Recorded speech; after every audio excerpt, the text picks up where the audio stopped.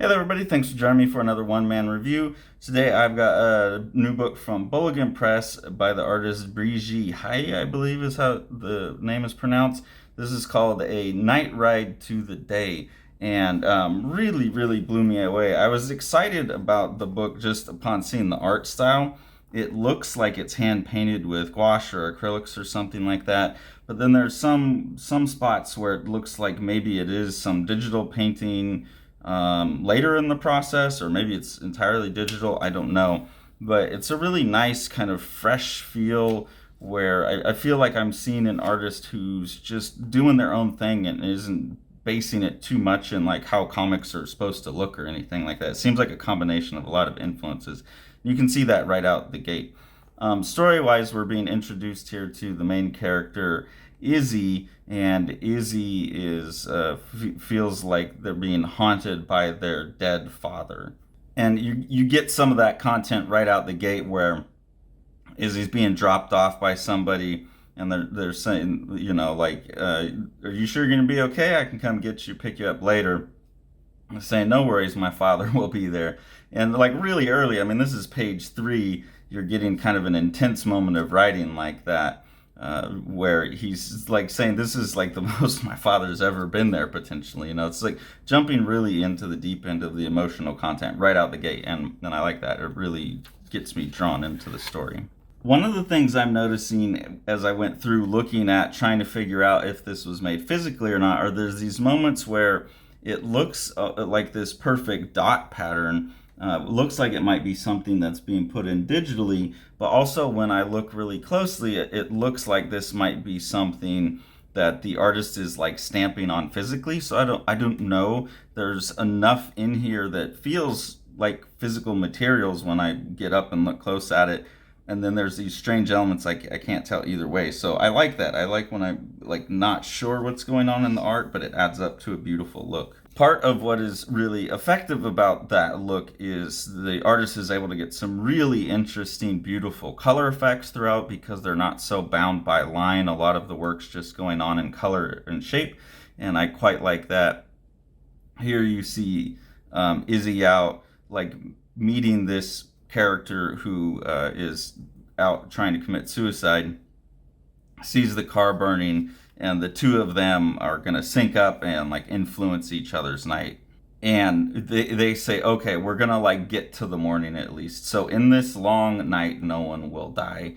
And that's like their mission, is to at least get to the end of the night together. So it sets up like this really interesting potential for emotional interaction where people can almost be more honest and raw because they've already given up. And that's a really interesting thing to explore in the writing. And then you can see again some of the just awesome color and shape work going throughout in the artwork.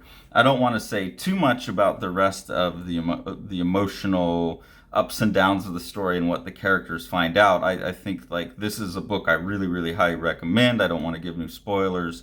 It's new, I want people to go experience it because I think it's a good book. So just showing a couple more where we've got these really nice pieces of art, some really nice compositions, dealing with different color palettes as you're flipping through the book.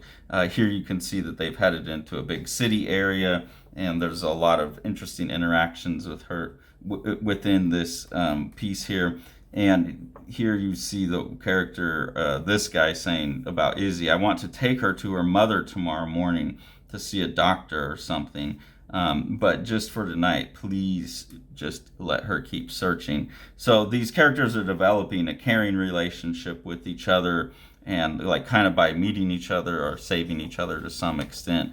That's what's playing out throughout the book. And then as they get into these conversations, you get some like really deep emotional reasons driving them. Just a hint at that again in the really nice dialogue here, where characters like doubting, why are you helping me? It's saying, I'm still helping you because I don't want to fail again. And through helping each other and pushing each other, and potentially hurting each other, they are helping each other heal. So it's a really kind of deep, rich story. It all takes place, from the start of the night to the end of the night.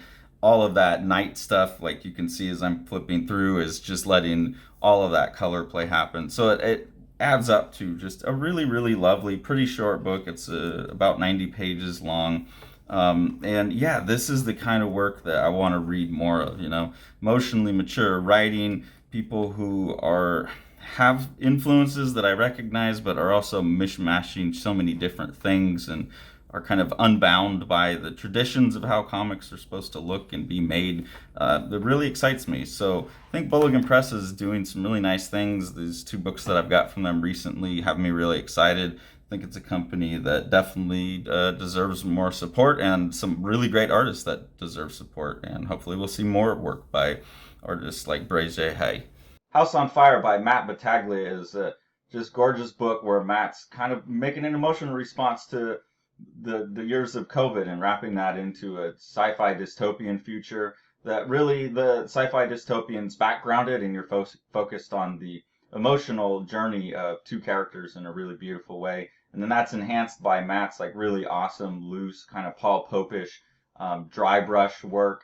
And then Sean and Matt have worked to get this second kind of orange spot color in there that's going to look really, really beautiful, and has allowed Matt to use his dry brush technique to add tone to the thing too. So with Sean's production technique, this is going to be a gorgeous book with a lot of heart.